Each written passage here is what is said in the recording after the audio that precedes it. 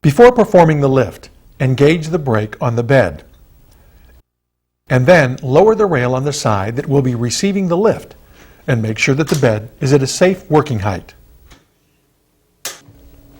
Move the wheelchair near the bed. Lock the chair's wheel locks to prevent movement, and move the front riggings out of the way.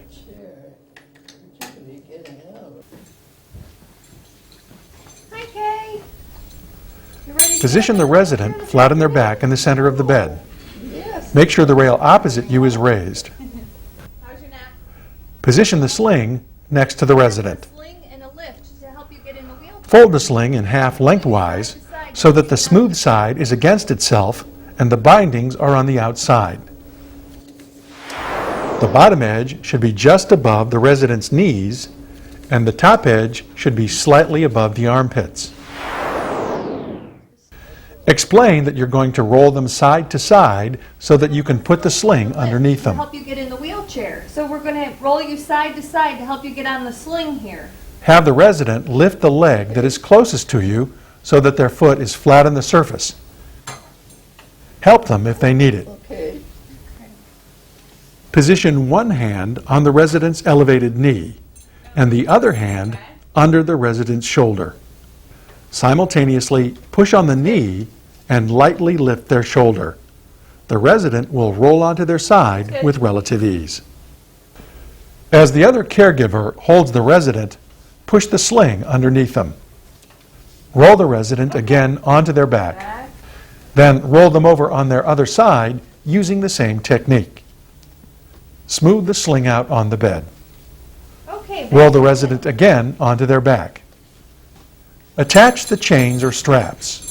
For this demonstration, we'll use straps, but the procedure is the same for straps and chains.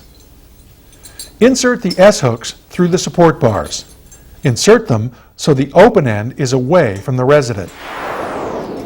You'll notice that the strap is intersected by a D-ring. Place the short section toward the resident's head and the long section towards the legs. You'll see that this setup will give the resident the most support and comfort during the lift. The resident is now ready to be lifted. While one caregiver stays with the resident, the other caregiver gets the lift. Before rolling the lift into position, lock the legs in the full open position. If the shifter is resting securely in the notch on the right, the legs are fully open and locked. Make sure that there are no obstacles under the bed. Now steer the lift with the push handle and move it into position over the bed. Turn the control valve on the hydraulic pump counterclockwise to lower the boom.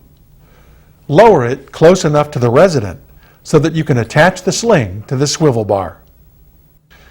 The swivel bar should be aligned so that it's parallel with the resident's shoulders for proper attachment.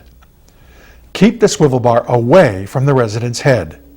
Attaching the sling to the swivel bar is a crucial step. If not done right, serious injury can result. Turn the control valve clockwise. Then give the unit a few pumps. This will elevate the swivel bar slightly and provide a bit of tension to the sling.